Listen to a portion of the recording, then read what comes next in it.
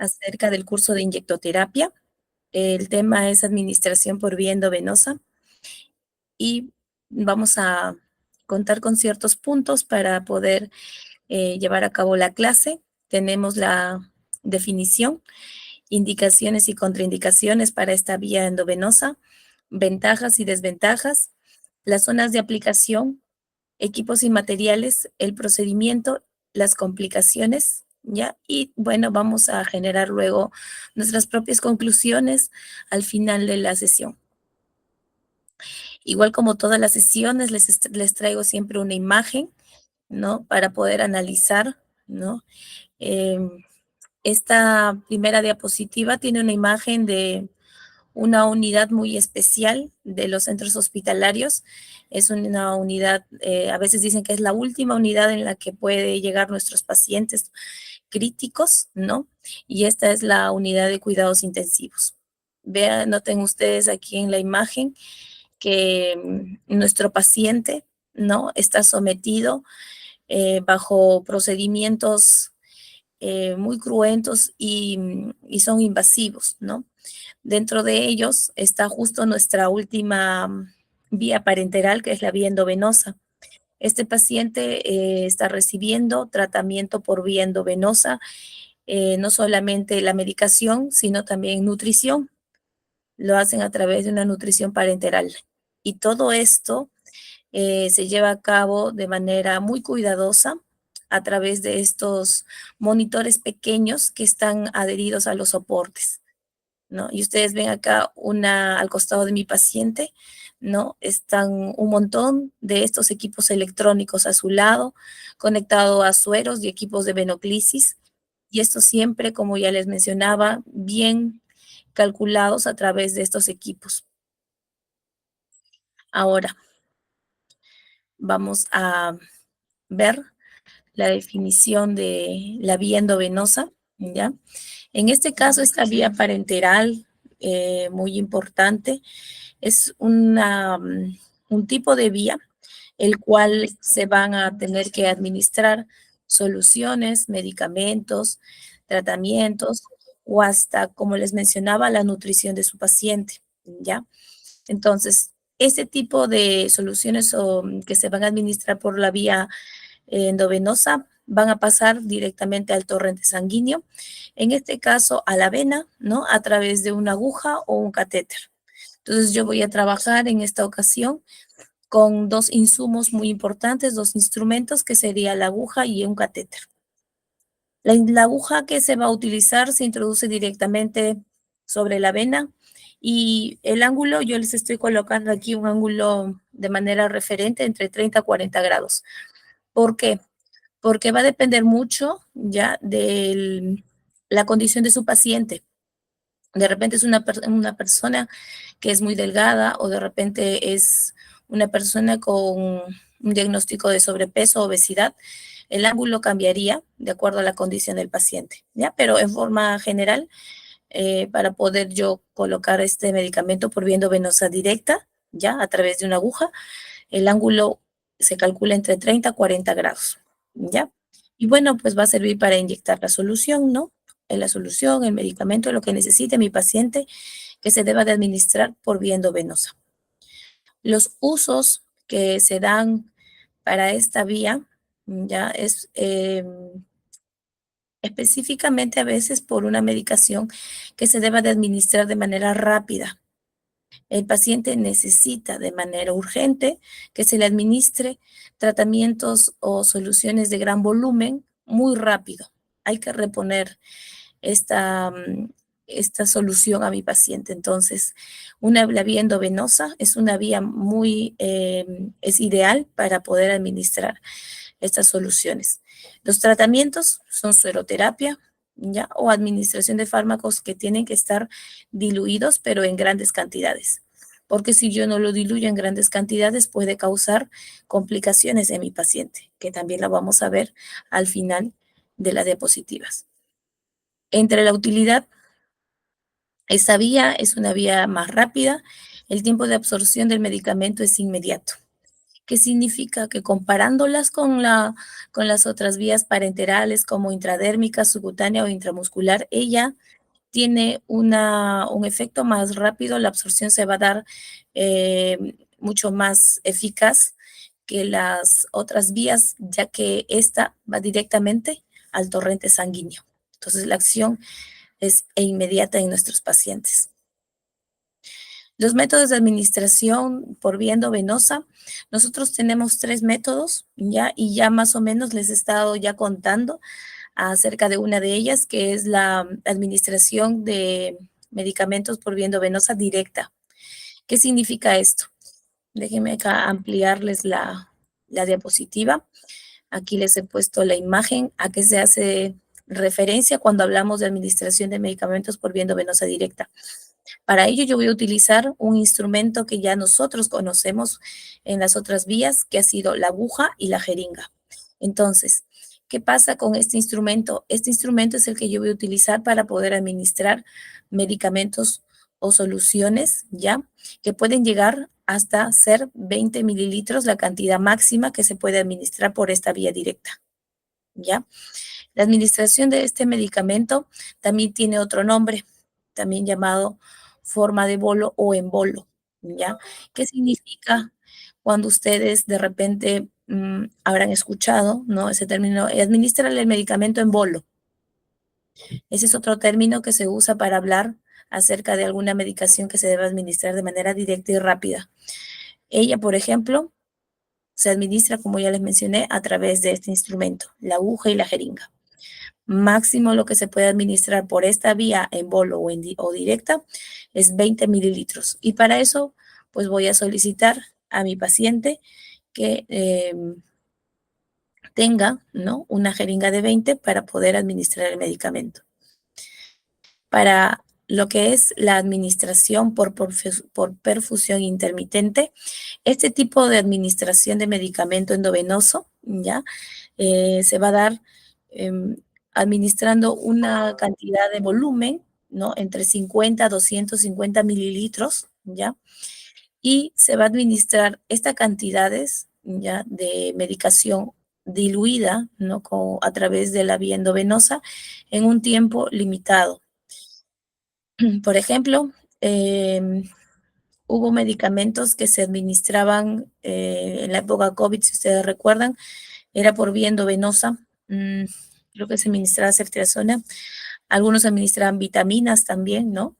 Y, por ejemplo, en caso de las vitaminas que se administraban por vía endovenosa, era creo la vitamina C, que era la que más se usaba.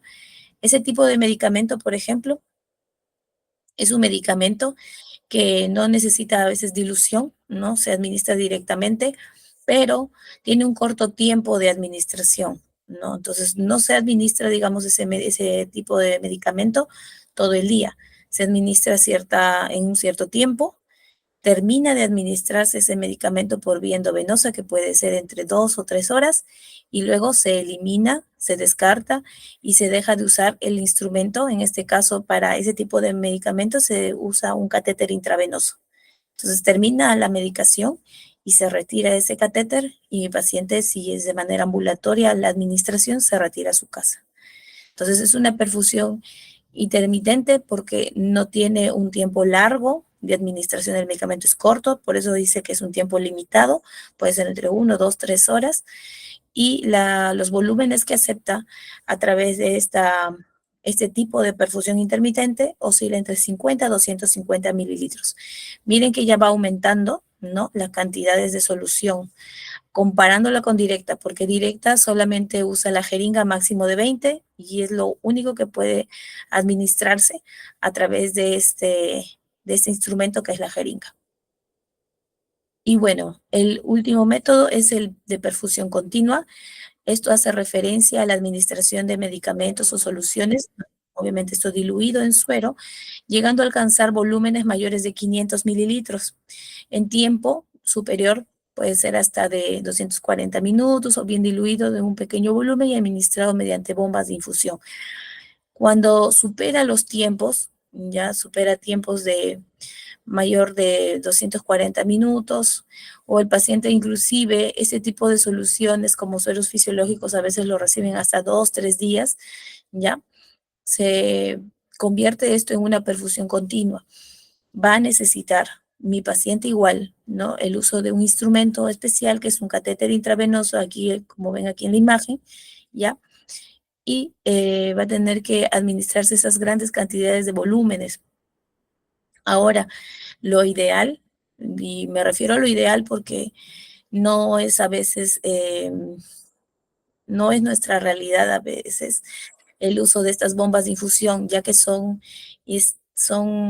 equipos muy caros que a veces las instituciones públicas no lo manejan, no lo tienen por presupuesto nada más, ¿ya? De repente en otras instituciones privadas sí tienen unas bombas de infusión. Estas bombas de infusión son esos equipos electrónicos que ya habíamos revisado en vía subcutánea, que también se puede usar acá en vía endovenosa. Entonces, lo ideal es hacer uso de estas bombas. Pero si no tenemos bombas de infusión para la administración de estos volúmenes grandes de soluciones, nosotros aplicamos una fórmula, que es la fórmula de cálculo de goteo, y que también vamos a revisarlo el día de hoy para no irnos con la duda en esta sesión, ¿ya? En cuanto a las indicaciones por vía endovenosa, bueno, ¿en quiénes están indicados este tipo de administración? No tenemos pacientes que necesitan recuperar su estado hemodinámico, ya pacientes de repente que necesiten administrar hemoderivados, no plasma, sangre, estas cosas como que tenemos que reponer en nuestros pacientes necesariamente necesitan que sean canalizados y que sea la administración directa, ¿no? Hacia estos vasos sanguíneos. Entonces, esta es la primera indicación para esta vía parenteral. ¿Qué otra indicación es para esta vía? Es corregir trastornos hidroelectrolíticos, ¿no? Si mi paciente, por ejemplo, es una persona que ha estado perdiendo electrolitos, por ejemplo, presenta vómitos, diarreas, entonces esos líquidos que ha perdido de manera natural mi paciente, ¿no? Va a tener que ser repuesto. Y la única manera de poderlo reponer rápidamente, porque si no lo hacemos puede también llegar a un shock, es administrarlo por esta vía parenteral, que es la vía endovenosa. Necesitamos reponer lo que se pierde. Otra indicación es la administración de medicamentos irritantes, ¿ya? La transfusión de hemoderivados, administración de nutrición parenteral, también es otra de las indicaciones, ¿no? No solamente se pueden administrar tratamientos, medicamentos, sino también nutrir al paciente. Pacientes que de repente no son capaces de consumir alimentos por vía oral o por sondajes, lo ideal es una nutrición parenteral, ¿ya? Y bueno, la toma de muestras sanguíneas también es otra indicación ideal para poder tomar en cuenta cuando administramos por vía endovenosa. ¿Cuáles son las contraindicaciones? En quienes de repente yo no podría colocar una vía endovenosa.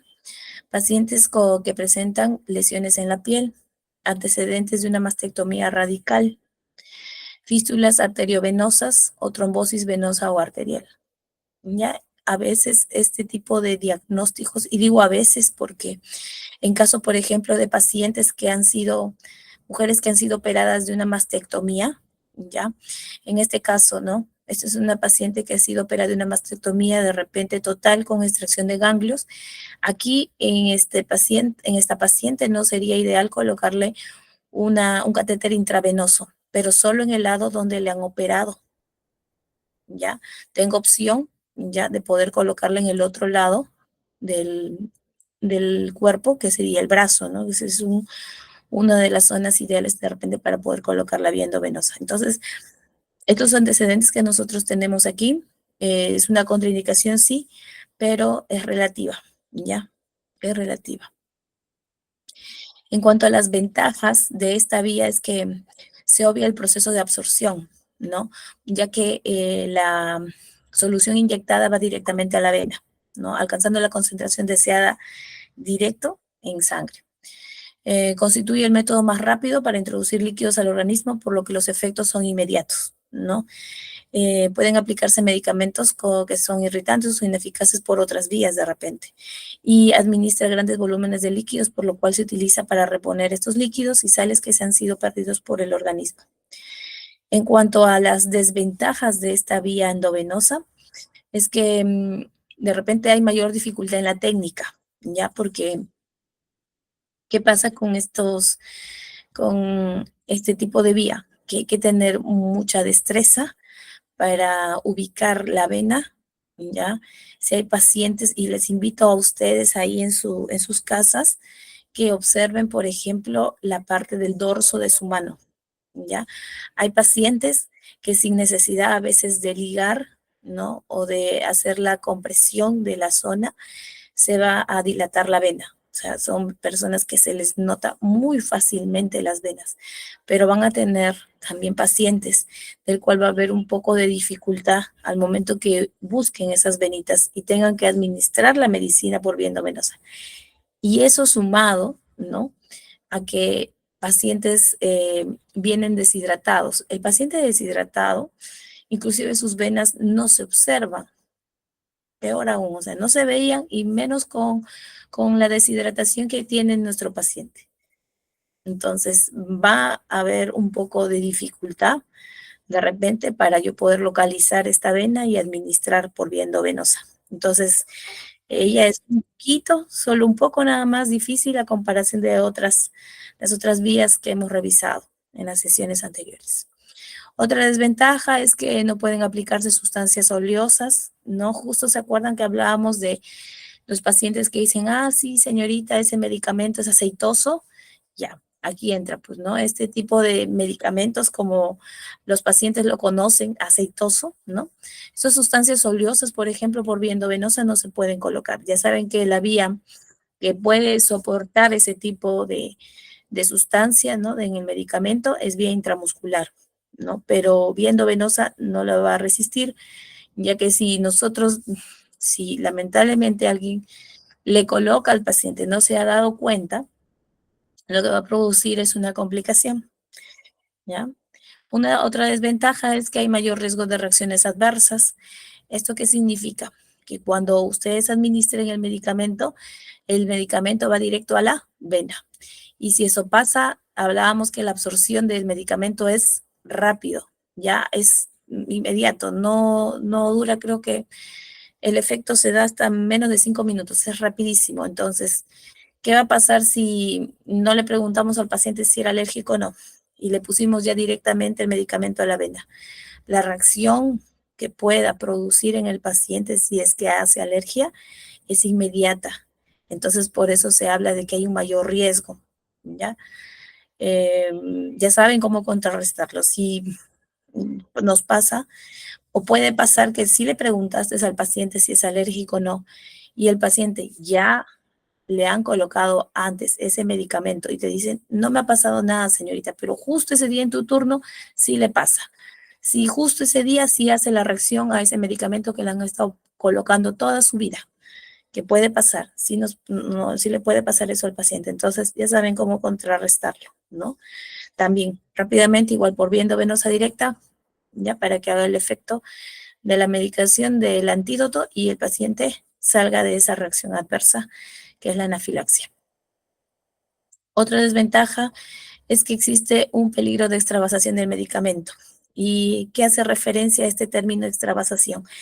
Es que tú has encontrado la vena del paciente, estás administrando, pero por algún motivo la aguja sale del espacio del vaso sanguíneo, sale y se va a otro tejido, cualquier tejido, tejido subcutáneo, tejido muscular, y tú no te das cuenta y sigues administrando el medicamento. ¿Qué va a pasar? El medicamento ha salido del espacio normal donde tú estabas administrando por vía endovenosa, ¿ya? Y va a generarse una salida del medicamento, ¿no? Que sea fuera del vaso sanguíneo y esto va a producir una extravasación de medicamento. Ahora, dependiendo qué medicamento esté administrando yo, se van a generar las complicaciones, ¿ya? Porque hay medicamentos que pueden irritar o hasta quemar, ¿ya? El tejido. Entonces hay que tener también mucha precaución cuando estemos administrando el medicamento. Y bueno, para llegar al punto de zonas de aplicación, la zona más usada es el brazo, ya en caso de nosotros los adultos. Esta zona de aplicación, nosotros tenemos de opciones las venas más resaltantes y de gran calibre, que son la vena basílica, ya, la vena basílica mediana, la vena cefálica mediana, la vena radial, la vena cubital y la vena mediana. Entonces, esto es una imagen, pues, de un brazo de un adulto, que lo ideal es observarlo así como lo veo aquí en la imagen, ¿no? Un brazo como un libro de anatomía. Ahora, vámonos a nuestra realidad. Esto, así como yo lo veo en la diapositiva, ¿va a estar en el brazo de mi paciente? A veces no, que son a veces la mitad de nuestra población. La otra mitad se ve como el dibujo del libro, pero el resto no, ¿ya? Hay inclusive pacientes que ni siquiera se observan las venas, pero sí las pueden palpar, las pueden tocar, pero no se ven, ¿ya? Eso pasa porque las venas en caso de algunos pacientes están más profundas que otras, ¿ya? Entonces, esas venas son las venas ideales porque son de gran calibre, son gruesas y pueden ser administrados de manera fácil, a veces sin error. En la primera nada más ya estás colocando el medicamento por vía endovenosa. Otra zona de aplicación, como les mencionaba, es el dorso de la mano, ¿ya? Ustedes igual también pueden observar ahí en sus manitos, pueden ver las venas digitales dorsales que se ubican en la parte dorsal de los dedos, la red venosa dorsal, ¿no? Que está en el mismo dorso de la mano, y corriendo ya entre la muñeca está la vena cefálica y la vena basílica, ¿ya? Y las venas también metacarpianas dorsales. Esto es el conjunto de venas que ustedes van a observar también en la mano de su paciente. Ahora, igual, también se pueden visualizar en ciertos pacientes y en otros, pues, no se ven. En quienes, por ejemplo, yo no veo estas venas, en los lactantes, ¿ya? En los lactantes es bien difícil porque su dorso de nuestros bebitos, ¿ya? Son gorditas, rechonchitas. Entonces, en ellos es bien difícil a veces canalizar un catéter en esa zona, porque ellos eh, están muy gorditos, hinchaditos, esa parte que es parte normal, pero tengo opciones en caso de nuestros pacientes pediátricos, ¿no? En este caso, por ejemplo, los lactantes, tengo de opciones toda esta fila de venas para poder administrar, ¿ya? En caso de los pequeños, de repente que todavía no caminan, por ejemplo, los niños menores de un año, lo ideal en canalización de catéteres periféricos, el uso de la zona inferior del cuerpo del paciente son ideales para colocar catéter. Por ejemplo, las venas dorsales del pie en estos niños son ideal. ¿Por qué? Porque no puedo utilizar el brazo o la mano. ¿Qué pasa con estos niños? Estos niños están en plena investigación, ya en plena curiosidad de ver su ambiente. ¿Y qué pasa con el niño? ¿Qué pasa con nuestros niños menores de un año? ¿Cómo investigan ellos? Aparte de mirar, es llevándose todos los objetos a la boca, ¿ya? Entonces, para eso hacen uso de la mano. Entonces, en ellos mejor el uso de canalizaciones de vías periféricas o administración de medicamentos por vía endovenosa directa en el brazo o en la mano no es tan ideal, ¿ya? Pero tenemos esa opción. Hay niños que de repente están muy críticos, ¿no? Que no va a haber ese reflejo natural, ¿no? De investigación, de llevar la mano a la boca. Entonces, podría utilizar también este lado del cuerpo del paciente, que son el dorso de la mano o el brazo. Tengo también otras opciones como en la parte del cuello, ya que tengo las venas yugulares. Y en caso de los recién nacidos o los chiquititos, los pequeñitos, tengo las venas cefálicas para poder colocar también. Entonces, al momento de que yo tenga que elegir, ¿no? El lugar para yo colocar estos catéteres, ¿no? Intravenosos, debo de tomar en cuenta ciertos factores previos. Primero tengo que saber cuánto es el tiempo de la medicación que va a recibir mi paciente, ¿no? Si el tratamiento es menor a 6 horas, ¿no? Se recomienda que el dorso de la mano sea el ideal para canalizar la vía periférica, ¿ya? Si el tratamiento va a ser mayor, se prefiere el antebrazo. ¿Y por qué yo tendría que utilizar estas partes del cuerpo en específico? ¿Qué pasa si es menos de 6 horas en la mano? No hay ningún problema. Recuerden que el paciente, ya sea niño, adulto, adolescente, eh, va a estar en pleno movimiento de la mano. ¿Ya? La mano es una parte del cuerpo que va a estar en mucho movimiento y puede hacerlo porque estos catéteres son plásticos, así que no hay ningún problema, em, se puede hacer em, cualquier actividad, el paciente puede hacer cualquier actividad estando colocado ese catéter intravenoso, así que no hay ningún problema. Pero ¿qué pasa si a veces pasa ese tiempo de las 6 horas? A veces ese catéter, por tanto movimiento que va realizando el paciente, puede hasta salirse de la vena. Entonces, al salirse, eh, puede producir una complicación que ya habíamos mencionado, que es la más común, es la extravasación. Entonces, se recomienda, si es que va a durar más de ese tiempo de las 6 horas, se recomienda colocarlo en un lugar donde no sea tan móvil, ¿ya? En este caso, el antebrazo es un lugar ideal para poder colocar este catéter intravenoso si es que va a durar más tiempo. Pero si es menos, puede ser normal el brazo, el dorso de la mano, perdón. En cuanto al tipo de solución, dependiendo el tipo de solución que me toque administrar, por ejemplo, con medicamentos fleboirritantes, ya, en este caso yo tendría que elegir venas de gran calibre, que sean muy gruesas, ¿no? Y estas por lo general, pues son las venas que habíamos mencionado, que son la vena basílica, ya puede ser la vena basílica o la vena cefálica. Ellas las pueden ver muy fácil ustedes, por ejemplo, lo que es en la flexura del brazo, ya entre el antebrazo y el brazo, ahí está viajando la vena cefálica y la basílica. Entonces, esas son venas de gran calibre, ideales para medicamentos que son fleboirritantes, que son irritantes para la vena. Entonces, esos medicamentos pueden elegir ese tipo de vena, ¿no? De gran calibre. ¿Qué otra cosa debo tomar en cuenta? Es el tamaño de la aguja, ¿no? Para venas de pequeño calibre, que son delgaditas, también necesito un catéter que sea igual, que sea delgado y pequeño, ¿ya? En caso de los adultos, ¿no? Nosotros, por ejemplo, empleamos catéter intravenosos entre 20 a 18 gauge, ¿ya? Y esto va a depender mucho también del tamaño de la vena del adulto, ¿ya? Y en caso de los niños, ¿ya? O adultos que tienen venas muy delgadas, usamos el catéter número 22.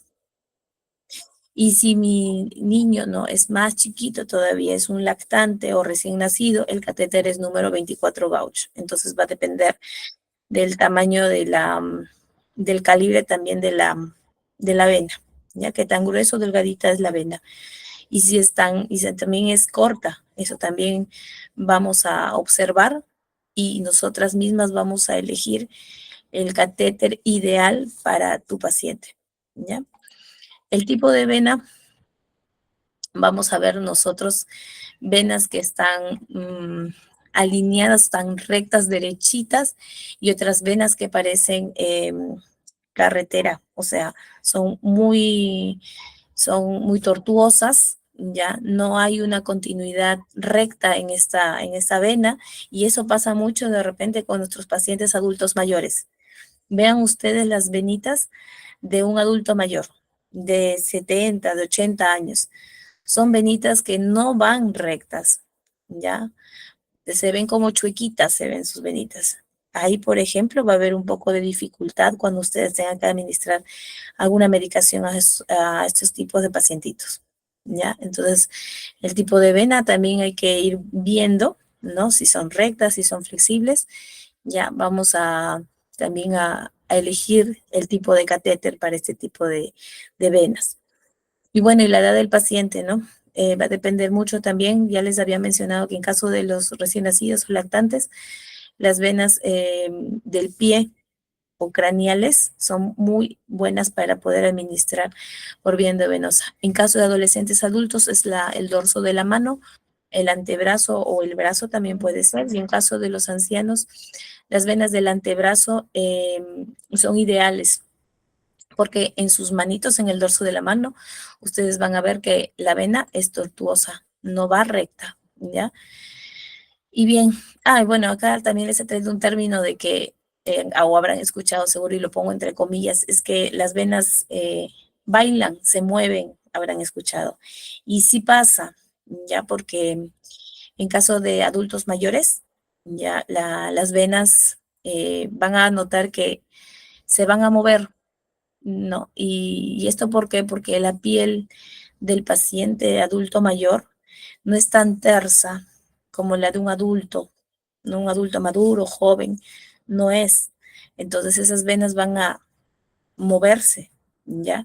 Pero para eso nosotros tenemos que fijarlas para que no se muevan y para que se pueda colocar en la primera, nada más en el primer intento, el catéter intravenoso.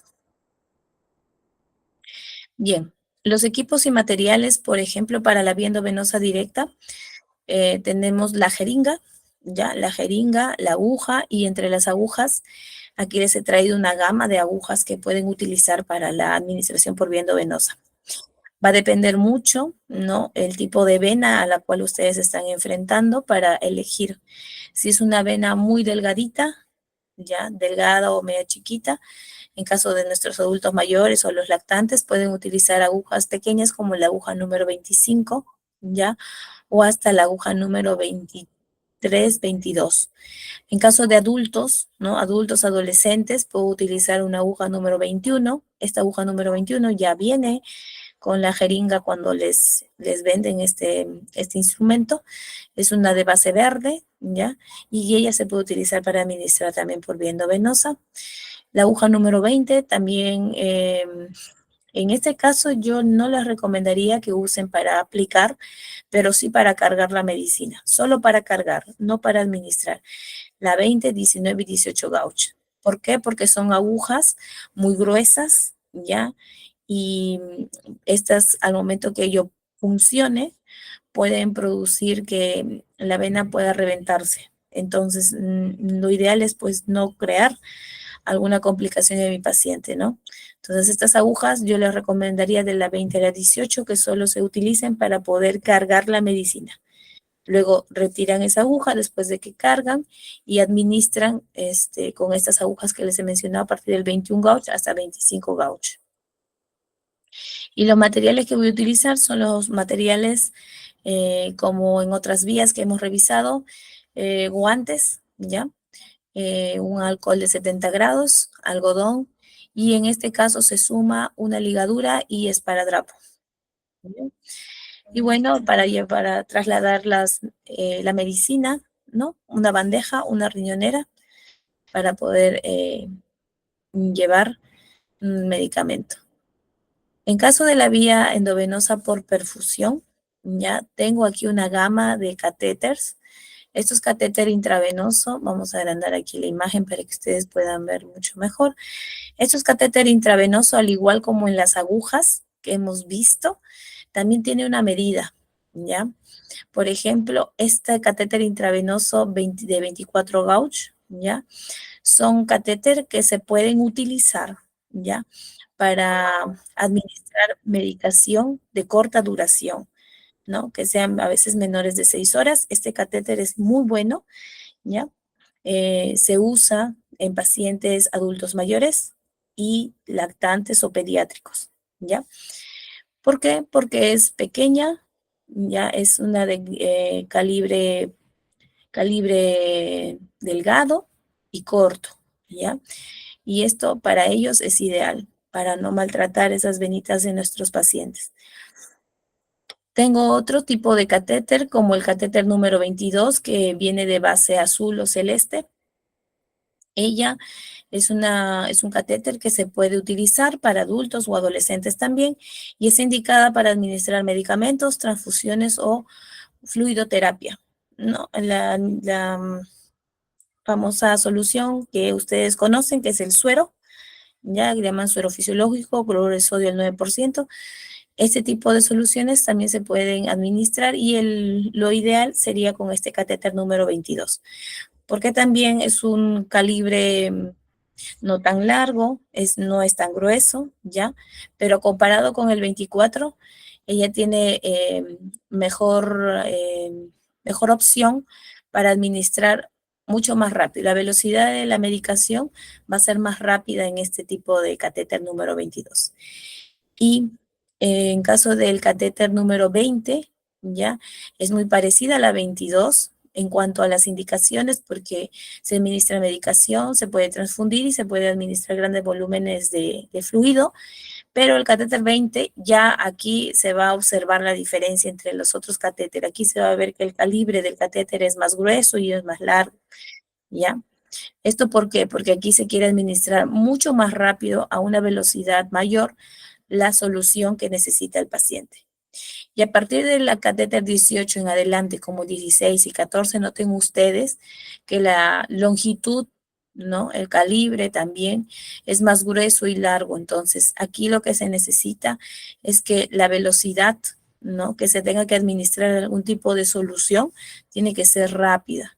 Y estos tipos de catéter son usados mucho en el área de emergencia, donde el paciente necesita que se le tenga que administrar muy rápido grandes cantidades de solución, ya sea hemoderivados, fluidos como sueros fisiológicos, dextrosa, lactato de Ringer, ya todas estas medicaciones que se tienen que administrar rápido. El catéter 18, 16 y 14 son los ideales en caso de este tipo de emergencias. ¿Ya? Seguimos. Y bueno, los equipos para ese tipo de catéter que se deben administrar, que son para viendo venosa por perfusión intermitente, eh, puedo utilizar el catéter intravenoso en sí, ¿ya? El apósito transparente, ¿ya? A veces lo conocen como Tegader, pero es el apósito transparente que sirve para fijar ese catéter en el cuerpo del paciente. La ligadura, una llave de triple vía. ¿Por qué una llave? Porque esta llave va a servir para poder administrar diferentes soluciones. ¿Se acuerdan la primera imagen que vimos arriba al iniciar la clase? Ya el paciente va a recibir un montón de repente de tratamientos endovenosos, y se necesita un instrumento en el cual se puedan adherir, ¿no? Para que se administre a la par a veces, ¿no? Y la llave de triple vía tiene esa función de que se pueda administrar, por ejemplo, ellas se pueden administrar en esta nada más dos soluciones, ¿no? Dos soluciones a través de sus dos espacios, ¿ya? Aquí y en esta parte, para poder administrar a nuestro paciente. ¿Qué más necesito? Un equipo de venoclisis. Esto va conectado a la solución, ¿ya? Puede ser suero fisiológico, dextrosa, ¿no? Lactato de Ringer, lo que necesite mi paciente va a ir conectado con este equipo de venoclisis. Este es otro instrumento en el cual se utiliza de repente para administrar medicamentos que tienen que también tener un control, porque esto tiene una medida, ¿ya? Este se llama Volutrol. Este equipo también puede servirnos en caso de administración de tratamientos. Y bueno, lo que ya teníamos para otras vías parenterales que ya conocemos, los guantes del alcohol de 70 grados, turundas de algodón, la solución, ¿no? Que necesite, y bueno, la bandeja o riñonera. En caso del procedimiento, nosotros vamos a explicar igual a nuestro paciente que le vamos a decir es que no fuera una emergencia, ¿ya? Se le va a explicar al paciente acerca del procedimiento. Vamos a realizar el lavado de manos, preparamos el equipo, el equipo, el medicamento, lo que vamos a necesitar para administrar la medicación. Nos vamos a calzar los guantes y vamos a elegir la zona, ¿no? En este caso, por ejemplo, este procedimiento es un procedimiento para vía endovenosa directa y vamos a elegir, en este caso, el brazo, ¿ya? Entre las opciones, ya saben que las de gran calibre tenemos la vena basílica, ¿ya? O la cefálica, cualquiera de esas dos podemos elegir. Y para ello, ¿no? El personal de salud ya eligió la vena y ahora vamos a colocar una ligadura. La ligadura, cuando ustedes coloquen, siempre tiene que ser por encima donde ustedes han elegido la vena, 5 centímetros por encima, liguen. ¿Ya? ¿Qué pasa cuando se liga? Las venas se van a dilatar, se van a ver mucho mejor aún todavía. Si ya se veían cuando ustedes la eligieron, cuando liguen, se va a observar mucho más. ¿Por qué? Porque toda la sangre se está acumulando solo en esta zona donde ustedes hicieron la ligadura. ¿Ya? Bueno, después de que yo ya elegí la zona de punción, ya ligué, voy a hacer la limpieza de la zona. Ya saben que la limpieza lo vamos a hacer con una turuna de algodón y empapado con alcohol de 70 grados. Y hacemos la limpieza igual como las otras vías, de adentro hacia afuera, formando un espiral. Luego de ello vamos a inmovilizar la vena, ¿no? ¿Se acuerdan cuando hablábamos de que las venas bailan, se mueven? Puede pasar, ya de repente estamos frente a un paciente adulto mayor y eso nos va a pasar. Entonces, para evitar eso, vamos a inmovilizar la vena estirando la piel del paciente, ¿ya? Estirando la piel del paciente, esa vena también se va a mantener recta sin moverse. Y en caso, por ejemplo, de este adulto, aquí el personal de salud ha elegido, ¿no? Un ángulo de 45 grados para poder puncionar y llegar a la vena del paciente, ¿ya? Igual como en las otras vías parenterales, vamos a colocar la aguja bisel hacia arriba y puncionamos en este ángulo que ha elegido, un ángulo de 45 grados. Ahora, cuando ingresan la aguja, solamente va a ingresar ya la punta de la aguja y un poco más. Eso es todo, porque no debe colocarse o introducirse toda la aguja dentro de la vena. Recuerden que la aguja es un instrumento de acero quirúrgico, es rígido, y si ustedes lo colocan en la vena, ya que es una parte del cuerpo que es muy flexible, ya puede ser que se reviente y ustedes lo puedan perforar. Entonces, lo único que yo deseo de que se administre esa medicación, ya es por la aguja, pero solamente debe introducirse la punta y un poco más. Nada más, así como ustedes ven aquí en la imagen, ¿ve? No se pone o no se introduce toda la aguja. Entonces, ¿qué espero cuando ya puncioné la punta y un poco más de la aguja? Lo que debo ver ya al momento de que aspiro ya con el émbolo es que dentro del cilindro de la jeringa se evidencie restos de sangre. Si hay sangre dentro del émbolo, dentro del cilindro de la jeringa, al momento que yo aspiro el émbolo, significa que estamos dentro de la vena. Si es así, ahora sí introduzco la medicación. Voy a inyectar todo el medicamento. Pero la introducción del medicamento, por si acaso, tiene que ser en una velocidad regular, ni muy rápido ni muy lento. ¿Por qué? Porque se acuerdan que el paciente les dijo a ustedes que no era alérgico, ¿no? Pero cuando están administrando, de poco a poco ustedes van mencionando a su paciente. Señor, señora, ¿cómo se siente? Estoy ya colocando la medicación. Todo bien, señorita, te pueden decir. Perfecto. Y ustedes siguen introduciendo la medicación. Van a introduciendo y vuelven a preguntar, ¿ya?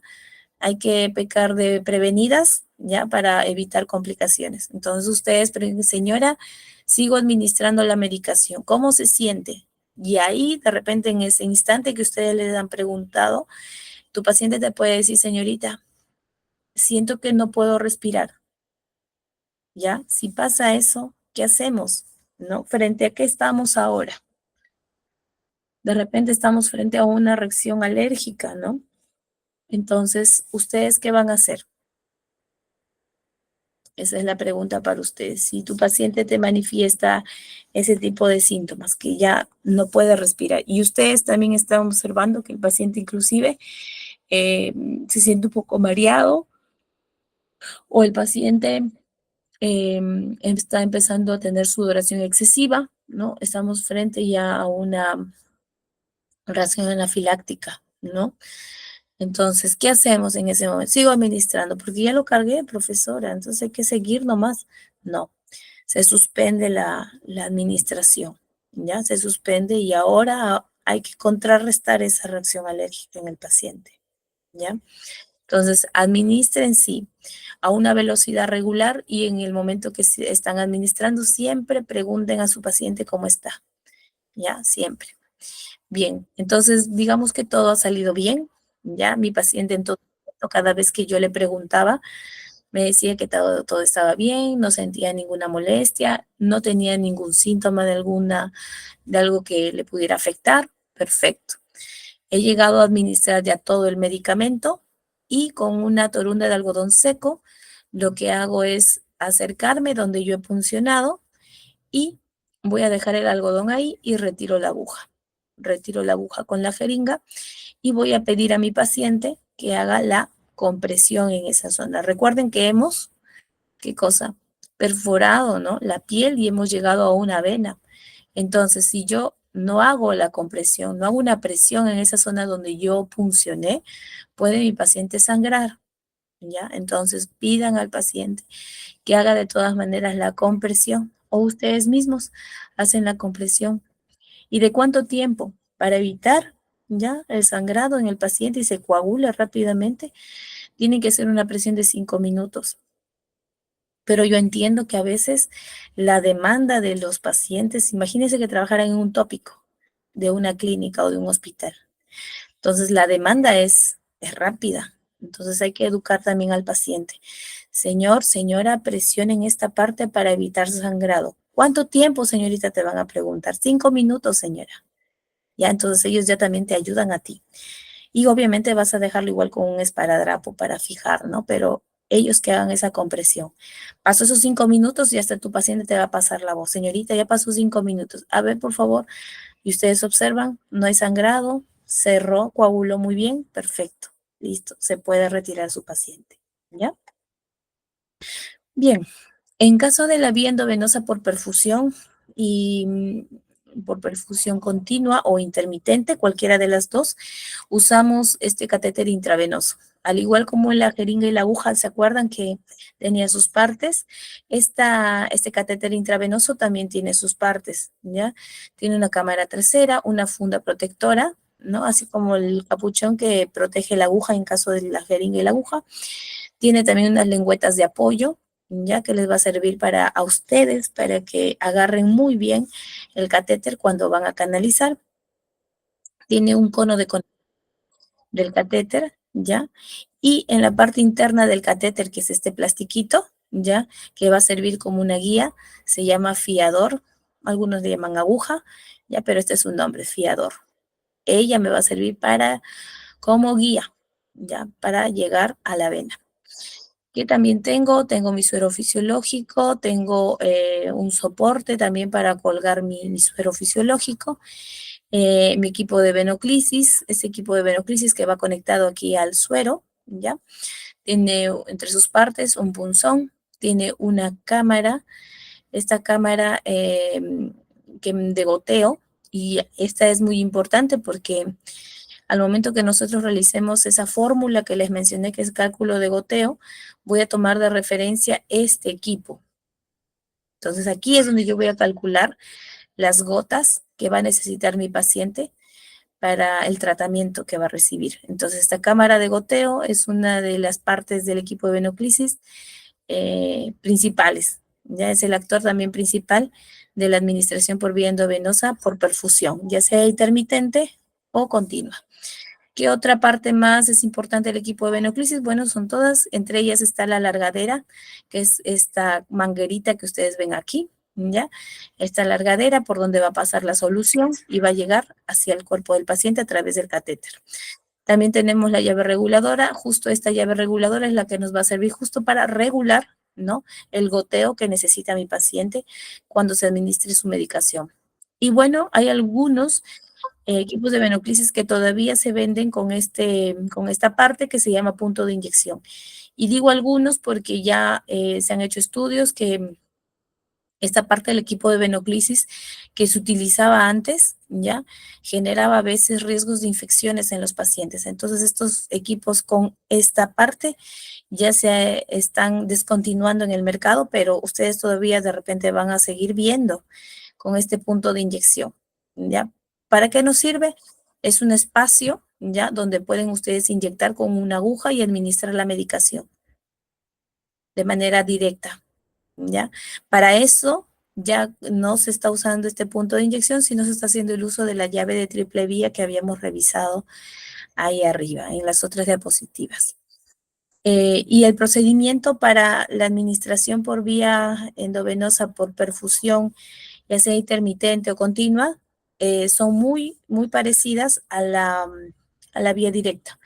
Tengo que informar a mi paciente, tengo que lavarme las manos, preparar mi equipo, me calzo mis guantes, elijo la zona donde voy a funcionar. Igual, por ejemplo, aquí el personal de salud ha elegido otra vez el brazo, ¿no? Y vamos a colocar la liga ya 5 centímetros por encima donde yo elegí mi vena para funcionar. Igual yo voy a realizar la limpieza ya de la zona, ya saben, de adentro hacia afuera, formando un espiral y voy a inmovilizar la vena, ¿no? Ya saben, estirando un poquito la piel. Y en este caso, ¿no? Haciendo uso ya del catéter intravenoso, noten ustedes que al momento que estamos colocando el catéter, aquí en esta imagen voy a hacer un zoom. Noten ustedes aquí, esta parte blanca es el catéter intravenoso, es el catéter en sí, ¿ya? Pero por dentro de ese catéter está viajando, ¿qué cosa? El fiador o la aguja que está sobresaliendo aquí, ya, sobresale del catéter. ¿Por qué sobresale? Porque recuerden que esta aguja o fiador nos va a servir como guía para dejar el catéter dentro de la vena, ¿ya? Por eso es que ustedes van a notar la punta del catéter, una agujita, ¿ya? Porque va a servir justo para abrir, ¿no? Dejar como entrada el vaso sanguíneo, la vena, y dejar ahí adentro el catéter intravenoso. Entonces, igual como todos los instrumentos que hemos usado como la aguja, el catéter también va a ser bisel hacia arriba. Noten ustedes el huequito, ya, de la aguja o del fiador, y van a introducir de esa manera. Ustedes mirando ese agujerito van a introducir, ya, perforan la piel del paciente, llegando así al vaso sanguíneo. Llegan a la vena, así como ven aquí, esta es una mirada lateral, ¿ya? Del brazo, ¿ya? Y aquí, por ejemplo, está viajando la vena, ¿ya? Entonces, han introducido con aguja y catéter y hemos ya dejado el catéter dentro de la vena. Entonces, ¿qué pasa? Como yo ya sé que mi catéter ha llegado dentro de la vena. Cuando hay retorno, ya hay retorno de sangre dentro de aquí de la cámara trasera del catéter. Aquí no aspiramos como con la jeringa, ya no aspiramos con el émbolo. Aquí nada más por la presión de la sangre va a tener que salir automáticamente por algún lado y va a salir por el catéter, por la aguja y se va a depositar en esta cámara trasera. ¿Ya? Al yo ver que ya se está llenando la cámara trasera con sangre, significa que yo estoy dentro de la vena. Y lo que va a proceder entonces es retirar la aguja o el fiador y dejar solo dentro de la vena el catéter, que es el plastiquito. Ese plastiquito que el paciente haga normal sus actividades, pueda comer, ya puede hacer el aseo, lavado de manos, normal puede hacer, porque este plastiquito va a crear incomodidad en el paciente, ¿ya? Entonces yo agarré, retiré entonces ahora sí el fiador o la aguja con todo este instrumento aquí y ahora ya vamos a fijar el catéter con un adhesivo transparente o esparadrapo, ¿ya? Este catéter que ya he dejado en la vena del paciente lo voy a conectar con una llave de triple vía, lo voy a conectar con mi equipo de venoclisis o el equipo Volutrol, lo que necesite mi paciente. Si es una vía endovenosa por perfusión intermitente o por continua, dependiendo de a cuál voy a usar, voy a también utilizar los instrumentos, ¿ya? Puede ser llave, puede ser directamente el equipo de venoclisis o directamente un Volutrol, ¿ya? Y bien, con esto ya hemos terminado lo que es la colocación de catéter intravenoso de manera por perfusión, de manera intermitente o de manera continua. Igual, todo lo que les he mencionado ya saben que les voy a mostrar a través de unos videos y voy a dejar un momento de compartir la diapositiva para pasar a estos videos que les menciono, ¿ya? Un momento, por favor.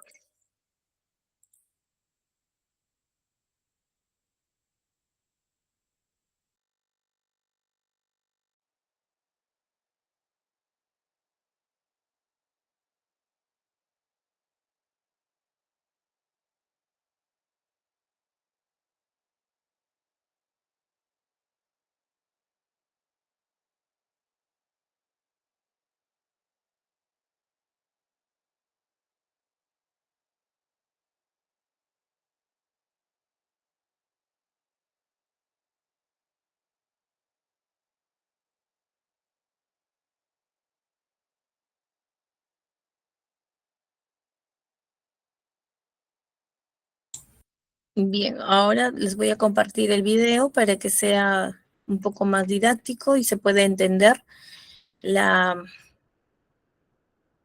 administración de medicamento por vía venosa directa. ¿Ya? Creo que ahí ya pueden observar. Igual yo voy a estar haciendo la descripción, yo voy a narrar lo que se va observando aquí en el video. ¿Ya? Entonces, el licenciado aquí ya preparó, ya le explicó a la paciente, ya se lavó las manos, ya se calzó los guantes y ahora está haciendo, ya eligió la vena que va a utilizar para administrar el medicamento por vía venosa directa o en bolo. Para eso ya ligó, él ha hecho uso de una ligadura, ha colocado por 5 centímetros por encima donde va a puncionar, ¿ya? Ha hecho la asepsia con una torunda de algodón empapado de alcohol de 70 grados y ahora va a administrar su medicamento por vía venosa directa. Está haciendo uso de una jeringa de 20 mililitros, ¿ya? Con una aguja de base verde, que es una aguja número 21. No, él está usando, perdón, una aguja número 23 de base azul. ¿Ya? ¿Por qué? Porque de repente he elegido esa agujita, ¿no? Por el tamaño y el calibre, es más delgada esta aguja número 23. De repente las venas de su paciente, ¿ya? Son delgadas y él lo que está haciendo ahora es nuevamente cerciorándose de la vena que ha elegido. Pero si tú cercioras, tocas, ¿no es cierto? Entonces al tocar, él ha contaminado la zona. Es por eso que por segunda vez ha hecho la limpieza, ¿ya? Entonces ya eligió, noten aquí, voy a hacer un pause, me salí, ya, aquí. Aquí, por ejemplo, el licenciado ha elegido la vena. Y si ustedes notan, la jeringa y la aguja está como en forma diagonal, ¿verdad? En referencia al brazo. ¿Y es por qué? Porque yo tengo que seguir a la vena, o sea, tengo que darle continuidad. Si la vena, por ejemplo, va recta, entonces yo tengo que posicionar mi aguja y mi jeringa de esa manera. Yo tengo que alinearme al recorrido de la vena. Nuestras venas, por si acaso, no van rectitas, ¿no? Van en forma diagonal, ya otras están hasta medias cruzadas también. Entonces yo tengo que seguir la línea de la vena. En este caso, la vena que él ha palpado, ha sentido y ha visto, la venita tiene un recorrido así, medio diagonal, ¿no? Diagonal con referencia al brazo. ¿ya? Entonces, por eso ven que, que estuviera medio chueco la aguja y la jeringa, porque uno se debe de acomodar a a la continuidad de la vena, ¿ya? A su recorrido. Entonces, como en todas las vías parenterales que hemos visto, la aguja tiene que ser bisel hacia arriba, porque ustedes siempre deben observar este agujerito, este huequito de la aguja, ¿ya? Y vamos a funcionar ahora sí, ¿ya? Que notan más también es que él le está agarrando la jeringa, siempre mirando, ya siempre ustedes deben estar mirando las cantidades, ya las cantidades. Mientras van administrando la medicación, ya voy viendo que estoy ya en 15, en 10, en 5, en 4, en 3, 2, 1. Tengo que ver cuánto ya voy administrando. Porque se acuerdan que cuando dijimos, mientras vamos administrando, vamos preguntando al paciente, ¿ya? Si el paciente tiene alguna reacción, nos van a preguntar de repente en la emergencia, ¿hasta dónde usted, licenciada, licenciado, técnica o técnico, han administrado la medicación? No, ¿hasta dónde ha hecho reacción? ¿Cuánto le ha puesto de los 20 que cargó? Doctora, yo solo le administré 4 mililitros y la paciente empezó a tener reacción alérgica al medicamento. Entonces sí les va a preguntar qué cantidad les han puesto. Por eso es importante que ustedes estén observando los números de la jeringa también, ¿ya? ¿Qué otra cosa vamos a tomar en consideración? Siempre que administren la medicación por vía endovenosa, siempre agarren la jeringa con la mano que dominan, ¿ya? Y con la mano que no dominan van a hacer que van a fijar la vena para que no se mueva. Y eso es lo que está haciendo el licenciado. Con la mano izquierda, que él es el que no domina, está fijando, miren, está estirando la piel, ¿ya? Para que no se mueva, no baile esa vena, ¿ya? Bien, entonces vamos a seguir con la administración del medicamento por vía venosa. Entonces él ya eligió la vena, va a empezar a funcionar ahora sí, ¿ya? Él ha elegido funcionar en un ángulo de 45 grados y noten ustedes que ha introducido solo la aguja, la punta y un poco más, miren. ¿Ha sido necesario que ponga o introduzca toda la aguja? No. ¿Por qué? Porque miren, noten ustedes aquí en la base azul ha salido algo. Miren, por gravedad ya la sangre sale solita, pero el licenciado quiere asegurarse. Entonces lo que va a hacer es llevar el émbolo hacia él, va a aspirar, pero para eso él lo que está haciendo es ha introducido la aguja en un ángulo de 45, pero ahora lo que va a hacer es bajar ese ángulo. Prácticamente esa jeringa con la aguja se va a echar en el brazo del paciente y lo va a fijar con la mano que no domina. Entonces, miren, noten ustedes que él con la mano izquierda ha fijado, ya está llevando la jeringa y la aguja hacia el cuerpo del paciente, aspiró el émbolo y miren, la sangre, ¿qué pasó? Empezó a llenarse en el cilindro de la jeringa. ¿Qué significa esto? Que estamos bien, ¿ya? Que realmente sí estamos dentro de vena. Si eso ha pasado, entonces ahora sí, vamos, antes de administrar la medicación, vamos a retirar la ligadura y ahora sí vamos a administrar el medicamento de manera que no sea ni muy rápido ni muy lento. Y mientras yo voy, miren, noten ustedes cómo va empujando el émbolo, ¿ven? Ya va administrando, ya está en ya está administrando 8 mililitros, 10 mililitros de la medicación. Y mientras va administrando, va preguntando a su paciente si tiene alguna molestia, ¿ya? Aparte del frío de repente que va a tener, porque eso es una reacción normal, si tiene algún síntoma que me haga sospechar que hay alergia al medicamento, ¿ya?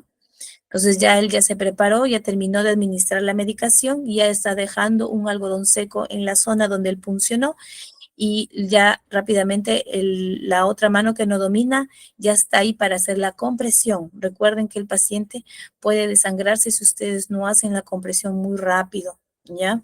Entonces aquí, por ejemplo, este es el mismo procedimiento, pero ya con velocidad aumentada.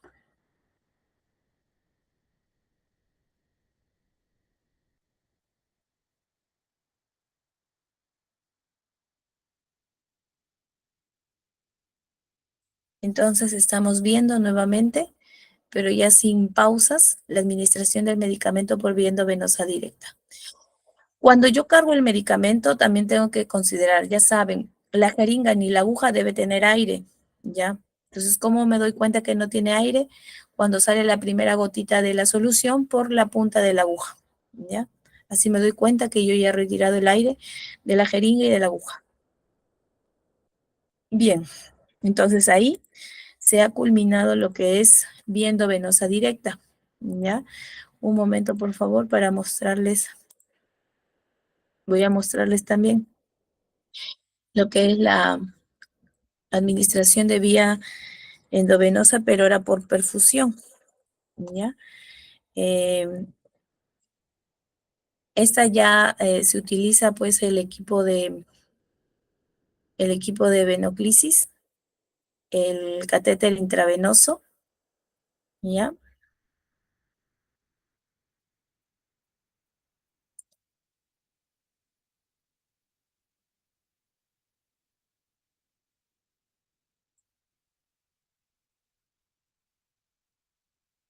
Entonces déjenme compartirles un momento, por favor.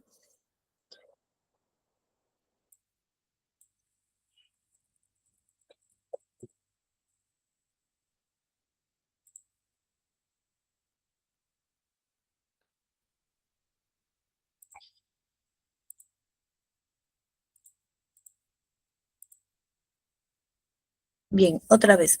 Entonces, ahorita les estoy compartiendo. Bien, yo voy a narrar mientras se va haciendo la reproducción del video. Entonces, aquí yo ya preparé igual a mi paciente. Ya saben que los pasos, como en las otras vías, igual se debe realizar. Se debe informar qué se le va a hacer al paciente. Se va a hacer el lavado de manos, el calzado de guantes. Previo a eso, yo ya preparé todo mi material y mi medicación para colocar. Y ahora, ya, lo que está haciendo el licenciado es ha elegido una vena y en este caso él ha elegido las venas del dorso de la mano. Ha elegido, ha hecho la ligadura ya de la zona. Ya saben que si yo punciono más o menos 5 centímetros por encima, estoy haciendo la ligadura y hace la limpieza de la zona. Después de que ha hecho la limpieza de la zona donde va a funcionar, ahora sí va a canalizar, va a colocar el catéter intravenoso. Entonces, noten ustedes cómo es la forma en la cual él coge o agarra el catéter intravenoso. Este catéter intravenoso tiene unas lengüetas de apoyo que va a hacer que tenga la facilidad de que no se le escape o se le caiga este catéter, ¿ya? Tenga que agarrar muy bien y poner el catéter con la mano que domina. Con la mano que no dominas, vas a vas a estirar la piel para fijar esa vena, para que no se mueva, ¿ya? Para evitar ese famoso mm, movimiento de la vena, ¿ya? Entonces, ahora dejo que se reproduzca el video. Él lo que va a hacer ahora es introducir el catéter, igual solamente una parte, ¿ya? ¿Y qué se evidencia ahí? Voy a hacer una pausa del aquí, ya, hasta ahí. Él ha introducido ya solamente una parte de la aguja más el catéter en la vena del paciente y él ha evidenciado que por presión, por gravedad, la sangre ha salido, ¿ya? Y se ha depositado aquí en la cámara trasera, miren. Si eso pasa, significa que sí, que yo estoy dentro de vena. Si pasa eso, entonces ahora queda que el catéter se quede dentro de la vena y la aguja salga. ¿Y cómo lo vamos a hacer? Vamos a empujar ya a través de las lengüetas de apoyo, empujar el catéter dentro de vena y ya de manera también eh, a la par vamos retirando la aguja. Ya, vean, vamos a darle continuidad al video. Entonces él retira la liga, ahora sí, va a hacer presión hasta ahí. ¿Vieron? Hay una presión aquí.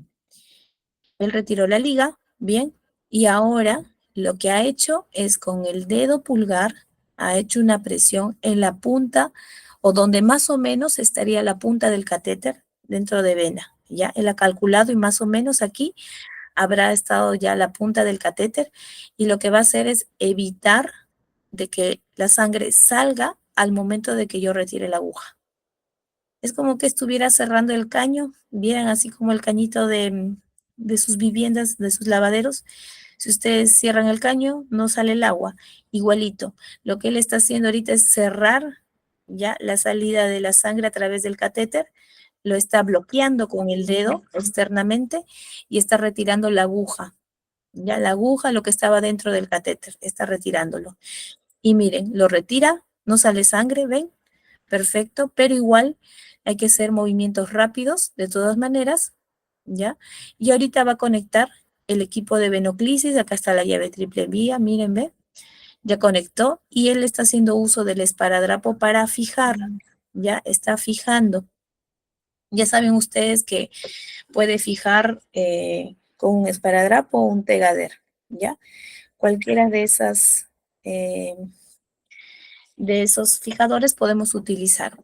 Aquí, por ejemplo, está canalizando en la flexura del brazo, ¿no? Está haciendo uso de la vena cefálica, ¿ya? Para administrar es una vena, la vena cefálica es una vena de gran calibre.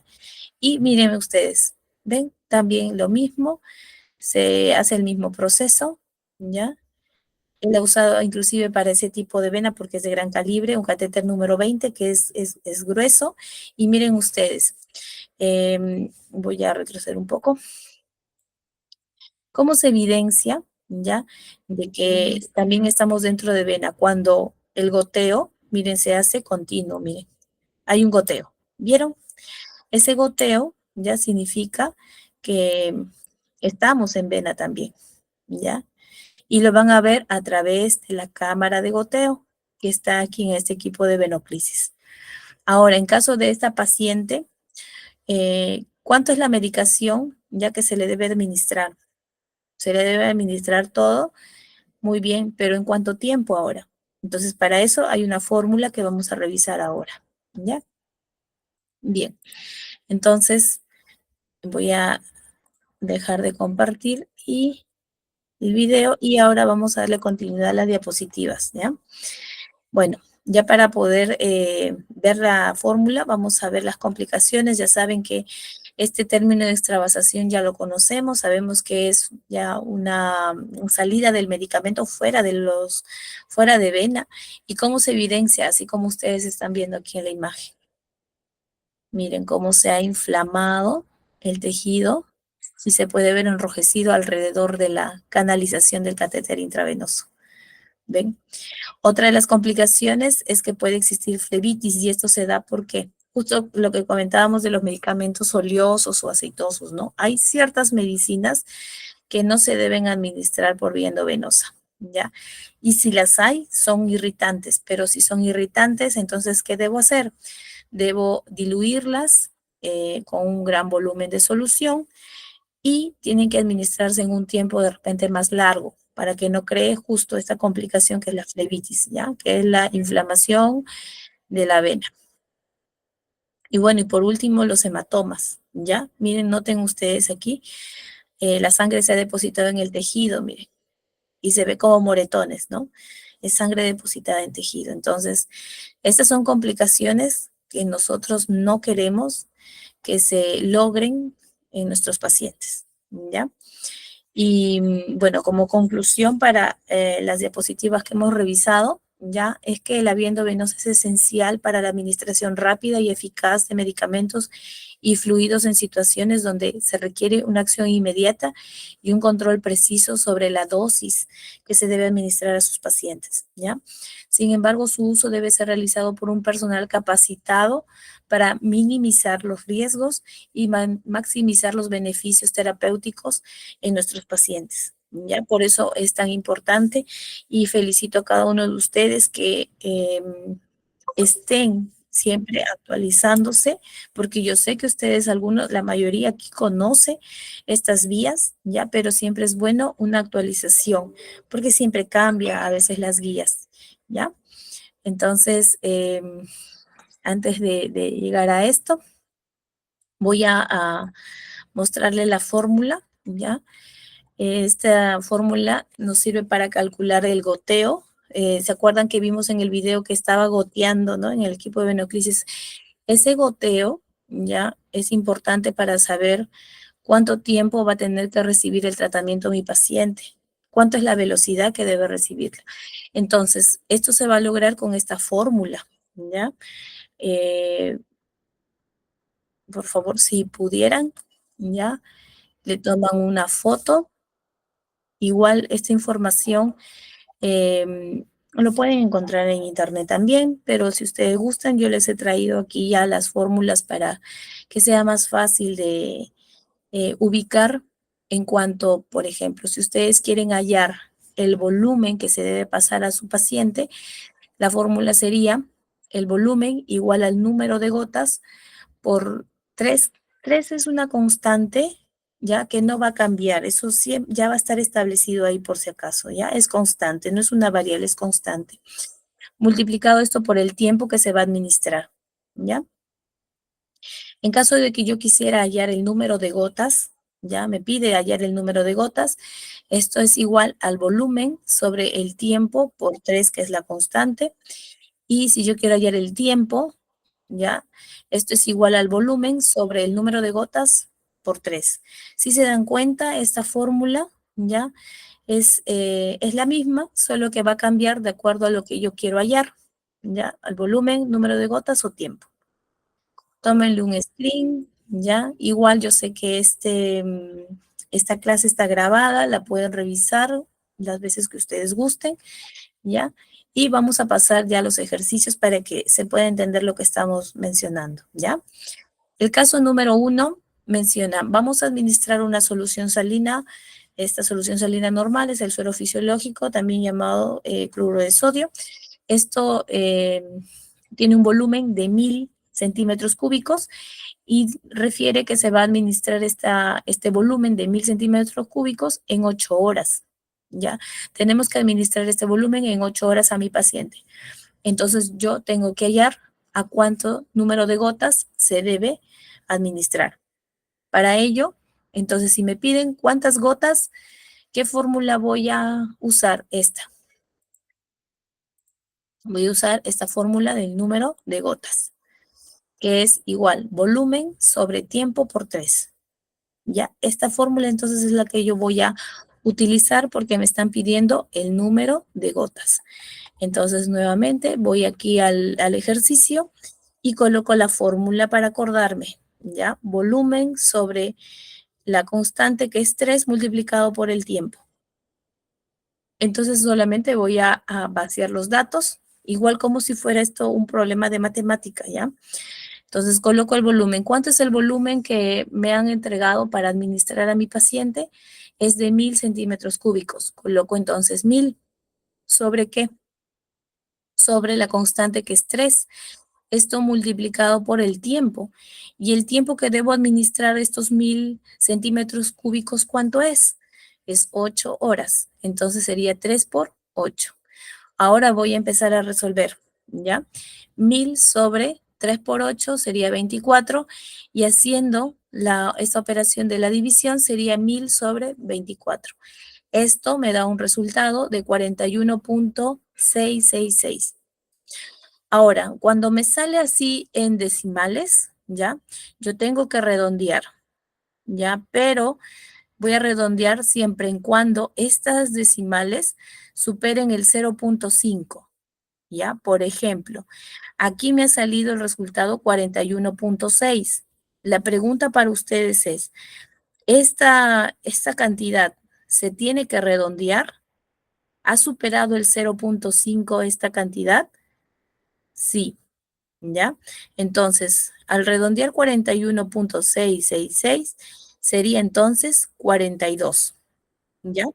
Y la unidad para hallar las gotas, el número de gotas sería 42 gotas por minuto. Así es que ustedes de repente van a encontrar en la historia clínica. ¿Ya? En la historia clínica van a ver que la administración de este suero se debe administrar en 42 gotas por minuto. ¿Ya? Entonces vamos a hacer una explicación de esto. Si, por ejemplo, el resultado, ¿ya? Te ha salido, ya, este es otro ejemplo, ¿ya? Si el resultado te ha salido 15.8, la pregunta para ustedes es, ¿se redondea o no se redondea esa cantidad? Por favor, escríbanlo a través del chat.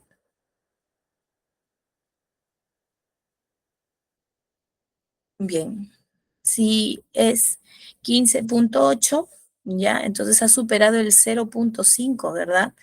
Es 0.8, miren. La décima es 8, ha superado el 5. Si es así, entonces 15.8, si redondeamos, sería 16. En unidades sería 16 gotas por minuto. Si el resultado, por ejemplo, les ha salido 50.2, aquí este 2 es mayor que 5, no, ¿verdad? Si es menor a 5, esto no se redondea. Si no se redondea, entonces, ¿cuál sería el resultado final, profesora? Serían 50 gotas por minuto, ¿ya? Entonces, ya saben que si supera el 0.5, la décima, tenemos que redondear. Si es menor a 0.5, ya no redondeamos, sino consideramos un número entero, que sería en este caso, según el ejemplo, 50, ¿ya? Bien, ahora vámonos a este ejercicio. Ya, yo ya lo había resuelto. Quiero que ustedes en sus casas, por favor, resuelvan este problema. Este es un ejercicio igualito como el que vimos anteriormente en el ejemplo, ¿ya? Nos piden, según la fórmula de goteo, tenemos nosotros un cloruro del cloruro de sodio al 9%, ya, el volumen es de 1000 y tiene que pasar en 12 horas este cloruro de sodio, ¿ya? ¿A cuántas gotas debe pasar la solución? Entonces aquí nos están pidiendo el número de gotas, ¿ya? Entonces yo lo he colocado aquí de tal manera que pueda entenderse el problema, igual como un problema de matemática, ¿ya? Voy a colocar, ¿qué necesito yo para la fórmula? Necesito volumen. ¿El volumen cuánto es según el enunciado del problema? 1000, ¿no? 1000 centímetros cúbicos. El tiempo que debe de pasar, en este caso me están diciendo que debe pasar en 12 horas. Lo baseo aquí también, ¿no? 12 horas. Pero me están preguntando entonces, ¿a cuántas gotas debe pasar en la solución? ¿No? De 1000 centímetros cúbicos en 12 horas. Entonces, número de gotas, no lo sé. Por eso le he puesto en incógnita, ¿ya? Entonces, les pido por favor que escriban en el chat, de acuerdo a la fórmula, cuánto es el número de gotas que se debe administrar en este paciente. Por favor, les espero. Tenemos muy poco tiempo para poder resolver, así que pueden hacer uso de la calculadora, por favor, también no hay ningún inconveniente. Recuerden que ya nosotros estamos en un nivel superior, así que el uso de la calculadora está permitido, ¿ya? Así que usen, tienen su calculadora en su celular, los que tienen calculadora en casa, úsenlo sin ningún problema, porque la calculadora ya es una herramienta de uso para nosotros que somos personal de salud. Así que nosotros no nos van a prohibir ese material. Entonces, por favor, escribimos el resultado en el chat. Y para las personas que de repente tienen dudas acerca de cómo se debe de resolver esta fórmula, no hay ningún problema, lo vamos a hacer ahora todos juntos, ¿ya? Pero igual las que sí captaron el uso de esta fórmula para estos tipos de administración de vía endovenosa por perfusión, por favor escriban en el chat. Esperamos coincidir con los resultados, ¿ya? Bien, entonces aquí está la resolución ya de este problema que nos hemos planteado. Nos están solicitando el número de gotas y para eso entonces he utilizado la fórmula que es volumen sobre tiempo por la constante que es 3, ¿ya? Entonces vamos a vaciar los datos. Sería el volumen que es 1000 sobre el tiempo que es 12, multiplicado esto por la constante que es 3. Yo voy a resolver esta operación que sería 1000 sobre 36, ¿ya? Y esto me da un resultado de 27.7 gotas por minuto. ¿ya? Esto lo que hace es, pregunta para ustedes, ¿se redondea o no se redondea? Sí se redondea porque es mayor a 5, ¿no? La décima. Miren, la décima ha salido 7. Entonces significa que es mayor a 5.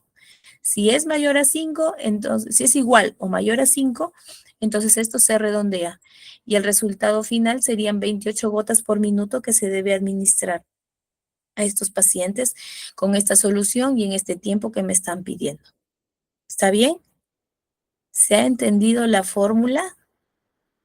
Muy bien. Entonces, esta no tiene que ver mucho con la fórmula, pero yo no quiero que se vayan sin conocer ya cómo se debe administrar los medicamentos por las vías que hemos revisado anteriormente, que es vía, por ejemplo, intramuscular, ¿ya? Esto me va a servir para este tipo de administración, sobre todo por esta vía. Quiero explicarles antes de irnos. Aquí, por ejemplo, le están indicando a este paciente ya administrar este medicamento que es la gentamicina. De repente es una medicación que ustedes ya conocen, ¿ya? Vamos a administrar gentamicina, 60 miligramos por vía intramuscular. En este caso, miren, es intramuscular. Hay que tener cuidado, ¿ya? Cada 12 horas. ¿Cuántos mililitros debe inyectarse? La ampolla viene en una presentación de 80 miligramos por 2 mililitros. Yo les he traído la imagen como ustedes de repente lo encuentran en la farmacia, ¿ya? En la farmacia la gentamicina inyectable, la concentración, y debe haber muchas concentraciones, pero ella es la más usada, es de 80 miligramos por 2 mililitros. ¿Qué significa esto? Que en 2 mililitros de solución hay depositado, ¿ya? 80 miligramos del medicamento en sí, ¿ya? Entonces, cuando nos piden a nosotros que nuestro paciente se debe administrar solo 60, ¿ya? Entonces vamos a hacer esta fórmula y ahora voy a escarbar en su memoria de ustedes la famosa regla de 3 simples, ¿ya? ¿Se acuerdan de matemática? Cuando estábamos en el colegio, vamos a hacer uso de la regla de 3 simples para hallar, ¿ya? La concentración que nos piden para mi paciente. Aquí, por ejemplo, ya voy a colocar que 80 miligramos, ya hay en 2 mililitros de la ampolla, pero a mi paciente le están solicitando en 80, si no le están diciendo que se debe administrar, el doctor le dijo, administrese usted, señora, 60 miligramos. Ahora, eso en solución líquida, yo no sé cuánto es, por eso le he puesto X, ¿ya? Entonces ahora vamos a hacer la regla de 3 simples. ¿Cómo era la regla de 3 simples? Era 80, vamos a hacer aquí un cruce entre las dos, ¿no? 80 por X, porque yo no sé cuánto es, esto iguala 60 por 2. Al yo hacer esta operación, ¿ya? Vamos a dejar aquí en solita a la que yo quiero hallar, que es X. Entonces, este 80 que está multiplicado con X pasa al otro lado dividiendo y se va a generar esta fórmula que ustedes ven aquí ahora. X igual a 60 por 2 sobre 80. Resolviendo esto, me va a salir 1.5 mililitros. Entonces, cuando yo tenga que retirar el medicamento con mi jeringa y mi aguja de la ampolla, yo no voy a sacar 2 mililitros, no, porque el doctor ha pedido que le administre solo 60 miligramos. Si es así, lo que yo voy a sacar de la ampolla es solo 1.5 mililitros, ¿ya? Y voy a hacer uso de esta jeringa, miren ustedes, tiene una medida de 3 mililitros, pero yo voy a cargar solo hasta 1.5 y voy a administrar por vía intramuscular porque esa es la indicación, ¿ya? La vía correcta es intramuscular. Y acá les estoy dando como una especie de bonus para ustedes. Si dice que se administra cada 12 horas, ya esta medicación a mi paciente, ¿qué significa? Que lo voy a administrar en un día 2 veces. Entonces, la primera dosis, por ejemplo, lo puedo administrar a las 10 de la mañana y la segunda dosis del inyectable a las 10 de la noche. ¿Por qué? Porque me ha pedido el doctor que yo le administre este medicamento cada 12 horas. ¿Ya? Y bien, con esto hemos concluido ya lo que es la fórmula para hallar el número de gotas, ya que son ellas, que me va a servir para hallarlas en caso de tratamiento endovenoso, y para vía intramuscular, la fórmula de la regla de 3 simples que me va a ayudar para administrar la dosis correcta, ¿ya? A mi paciente. Bien, hasta ahí. Si hay alguna duda, por favor, me la hacen saber. Ya voy a detener la presentación y voy a revisar rápidamente porque nos ha ganado un poco el tiempo. Ya. Zaira, y si mi paciente se siente mal al momento de aplicar el medicamento, suspendo la aplicación. Así es. Muy bien. Y aquí estoy viendo respuestas de afirmación. Así es. Voy a suspender, ¿ya? No voy a dar continuidad porque mi paciente parece entrando a una reacción alérgica, ¿ya? En cuanto a la otra pregunta, sí, acá nuestro público nos dice si se redondea. Así es, muy bien. En caso de que sea muy bien menor a 0.5, no redondeamos, sino consideramos muy bien el número entero, que es 50, así es. Muy bien, aquí les ha salido a todas, igual como nosotras hemos resuelto, 27.7, y como el 0.7 supera, ¿no?, el 0.5, entonces sí redondeamos y sería 28 gotas por minuto. Muy bien. Perfecto. A todas les ha salido. Las felicito. Muy bien. Y Víctor nos dice 1.5. Perfecto. ¿Ven? O sea, yo creo que cuando hay así ese tipo de ejercicios es un poco más fácil porque explicarlos así nada más en el aire no va a quedar tan clara la explicación. Entonces, los felicito a todos. Muchas gracias por su atención. Yo creo que la forma como nosotros nos dedicamos este pequeño tiempo para capacitarnos y actualizarnos, eso no solamente hace desarrollarse hacia ustedes como profesionales, como técnicos, sino que también esto es una colaboración hacia nuestros pacientes para mejorar nuestra atención, ¿ya? Así que los felicito. Brian ha levantado la mano. Brian, ¿tienes alguna duda, por favor? Puedes encender tu micrófono si gustas.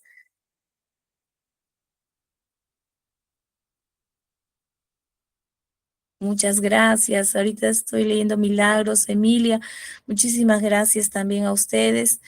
Sí, disculpe, buenas noches, licenciada. Y Gisela, Buenas dime, noches, por favor. disculpe. Sí, dígame, estoy leyendo ahí que dicen de los que están aprobados, ¿no? Entonces, los que están en relación, haciendo ese pago, no entiendo, hay ahí dos paguitos que hay que hacer, uno de 40 y el otro de 60.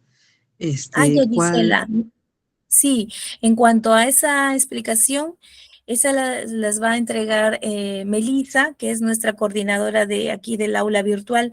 Igual si tienen esas dudas, por favor, yo las voy a dejar con nuestra coordinadora y ella va a aclarar esa información. No te preocupes, Gisela, ella te va a ayudar mucho. Pero en cuanto a la explicación de las sesiones, si no hay dudas, por favor, creo que Brian ha levantado la mano, pero hay dificultad con el micrófono. Si no, Brian, puedes escribir a través del chat, no hay problema antes de cerrar la sesión.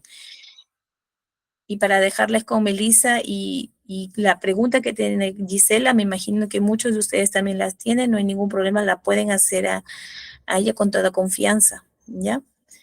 Bien, parece que no hay otra pregunta más. Entonces yo me despido, las dejo con nuestra coordinadora, que es Melissa. Hagan las preguntas a ella también para que no se vayan con dudas, por favor. Ya, muy amables. Gracias a todos por haber recibido estas 6 sesiones que fueron de repente para ustedes un gran esfuerzo. Los felicito y hasta una próxima ocasión. Muchísimas gracias. Permiso con todos. Hasta luego.